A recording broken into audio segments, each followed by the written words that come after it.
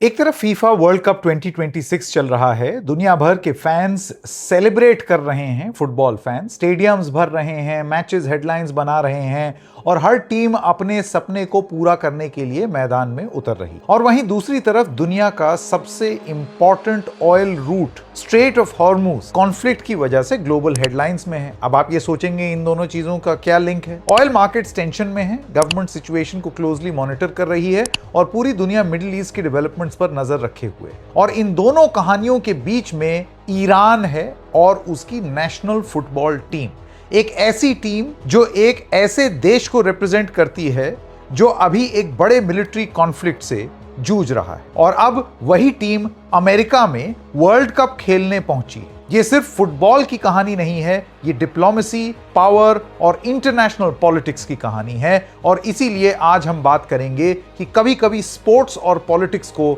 अलग करना इतना आसान क्यों नहीं होता। नमस्कार, आप देख रहे हैं डबल चेक और मैं हूं संकेत उपाध्याय। अमेरिका और ईरान के बीच तनाव कोई नई बात नहीं है। इस कहानी की शुरुआत आज से नहीं बल्कि कई दशकों पहले हुई थी। 1953 में ईरान के प्राइम मिनिस्टर मोहम्मद मोज़ादेक को एक कू के बाद हटा दिया गया। आज भी ईरान में बहुत लोग इस घटना को फॉरेन इंटरफियरेंस के रूप में देखते हैं। बहुत से इरानियंस ये मानते हैं कि इसी मोमेंट ने दोनों देशों के बीच भरोसे को गहरी चोट पहुंचाई।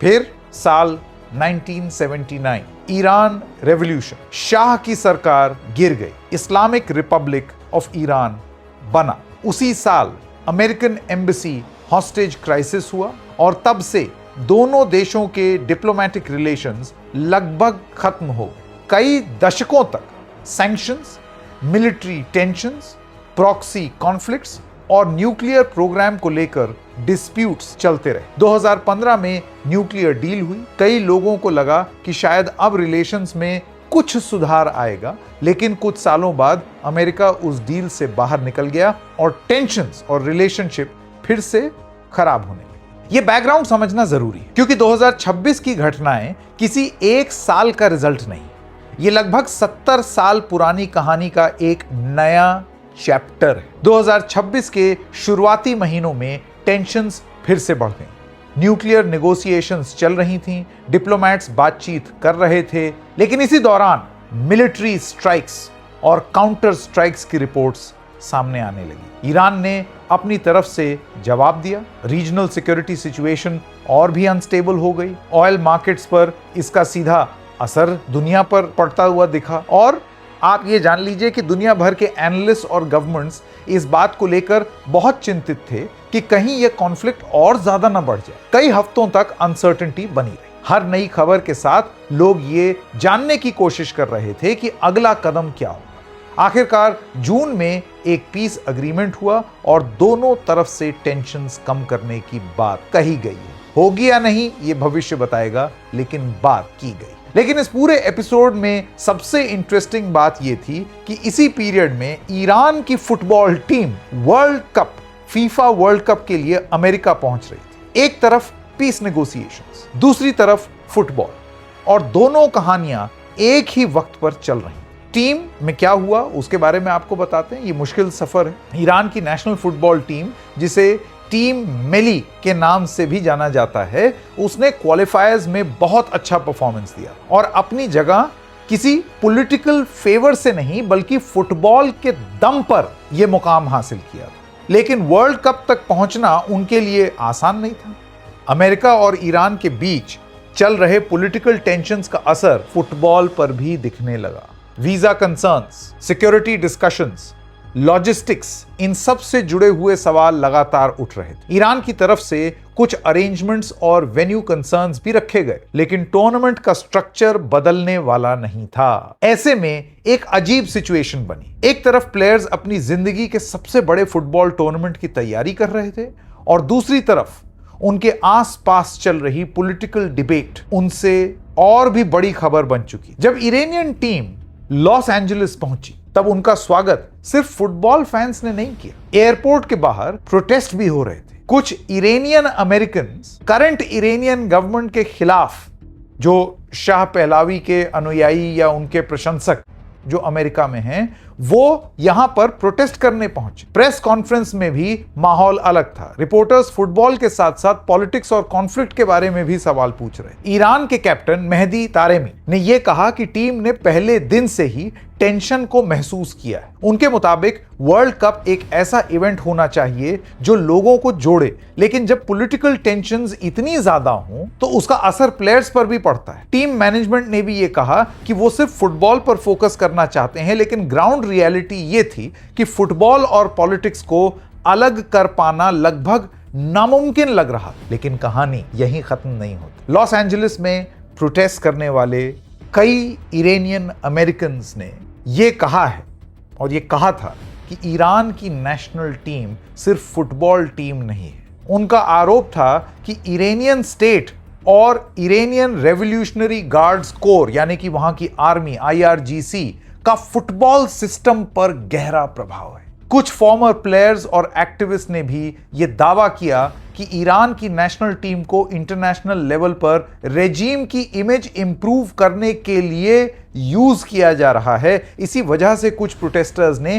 फीफा से यह डिमांड की कि ईरान को वर्ल्ड कप से बाहर किया जाए। फुटबॉलर्स को उनके गेम के लिए जज किया जाना चाहिए, ना कि हर बार उनके देश की पॉलिटिक्स के लिए। इसी डिबेट में कुछ बड़े नाम भी सामने आए। फॉर्मर ईरान कैप्टन मसूद शौजाई और farmer national team star Ali creamy पहले भी इरानियन अथॉरिटीज और फीफा की साइलेंस पर खुलकर बोल चुके हैं। और यहीं से एक और बड़ा सवाल पैदा होता है। हम अक्सर सुनते हैं कि स्पोर्ट्स को पॉलिटिक्स से दूर रखना चाहिए, लेकिन जब हम हिस्ट्री को देखते हैं तो तस्वीर कुछ और नजर आती। 1936 बर्लिन ओलंपिक्स हो, 1978 अर्जेंटीनियन वर्ल्ड कप हो, या फिर अगर आप रीसेंट ग्लोबल स्पोर्ट इवेंट्स अगर देखें, स्पोर्ट्स और पॉलिटिक्स बार बार एक दूसरे के सामने आकर खड़े होते हैं। इंडिया पाकिस्तान में नहीं हुआ कि हम हाथ नहीं मिलाएंगे लेकिन गेम खेलेंगे। ये सब चीजें यहां भी हो रही हैं। कंट्रीज स्पोर्टिंग इवेंट्स को अपनी प्रेस्टीज और सॉफ्ट पावर बढ़ाने के मौके के रूप में देखती हैं। एथलीट्स कई बार अपने देश की इमेज और आइडेंटिटी का सिंबल बनते हैं, और जब इंटरनेशनल टेंशंस बढ़ती हैं या बढ़ जाती हैं तो स्पोर्ट्स भी उसे बच नहीं पाता। ईरान की टीम का अमेरिका में आकर वर्ल्ड कप खेलना इसी रियलिटी का एक एग्जाम्पल है। चाहे प्लेयर्स पॉलिटिकल स्टेटमेंट्स देने चाहें या नहीं, उनकी प्रेजेंस खुद एक पॉलिटिकल कॉन्टेक्स्ट का हिस्सा बन जाती है because of the overall situation. इसीलिए शायद स्पोर्ट्स और पॉलिटिक्स को पूरी तरीके से अलग करना थ्योरी में आसान लगता है, लेकिन प्रैक्टिकली यह आसान हो नहीं सकता। लेकिन पूरी कहानी में सबसे इंटरेस्टिंग चीज शायद ईरान की टीम का रिस्पॉन्स था। इतने प्रेशर, इतने क्रिटिसिज्म और इतनी कंट्रोवर्सी के बावजूद उन्होंने टूर्नामेंट में पार्टिसिपेट करने का फैसला लिया है। उन्होंने बॉयकॉट की बात नहीं की, उन्होंने अग्रेसिव स्लोगन्स या रेटरिक का सहारा नहीं लिया। जो आ रहा था उनके खिलाफ स्टेटमेंट, उस पर बहुत संयम से जवाब दिया। इसके बजाय प्लेयर्स और कोचिंग स्टाफ ने बार बार एक ही बात कही, हम फुटबॉल खेलने आए हैं और हम सभी इरानियंस को रिप्रेजेंट करते हैं, चाहे वो ईरान में रहते हों या दुनिया के किसी और हिस्से में रहते हैं। कई ऑब्जर्वर्स के लिए यह मैच्योरिटी और प्रोफेशनलिज्म की मिसाल थी। चाहे किसी का पॉलिटिकल ओपिनियन कुछ भी हो, यह मानना मुश्किल है कि टीम ने एक चैलेंजिंग सिचुएशन में भी अपना कंपोजर बनाए रखा। इस पूरी कहानी का सबसे इंटरेस्टिंग लेसन यही है कि स्पोर्ट्स और पॉलिटिक्स को पूरी तरह अलग अलग शायद करना मुमकिन नहीं। अगर फुटबॉल सिर्फ फुटबॉल होता तो वीजाज, सिक्योरिटी कंसर्न्स और डिप्लोमेटिक टेंशंस हेडलाइंस नहीं बनते। लेकिन फिर भी स्पोर्ट्स की एक खास ताकत है, वो ऐसे लोगों को एक ही मैदान पर ले आता है जो पॉलिटिकल लेवल पर एक दूसरे के धुर विरोधी। ईरान की फुटबॉल टीम का अमेरिका में वर्ल्ड कप खेलना सिर्फ एक स्पोर्टिंग इवेंट नहीं था, ये एक सिंबल था कि कॉन्फ्लिक्ट के बाद भी डायलॉग, कंपटीशन और इंटरैक्शन के लिए जगह बची रहती है। और शायद इसी वजह से world cup, FIFA world cup सिर्फ एक फुटबॉल टूर्नामेंट नहीं, कभी कभी वो दुनिया की सबसे बड़ी पॉलिटिकल कहानियों, जियोपॉलिटिकल कहानियों का भी एक स्टेज बन जाता है। और जब ईरान की टीम अमेरिका के मैदान पर उतरती है तो वो सिर्फ एक मैच नहीं खेल रही होती, वो अपने साथ इतिहास, राजनीति, विवाद और एक पूरे क्षेत्र की कहानी भी लेकर के मैदान में उतरती है। ये प्रस्तुति आपको कैसी लगी जरूर बताइएगा। फिर मिलेंगे, तब तक के लिए नमस्कार।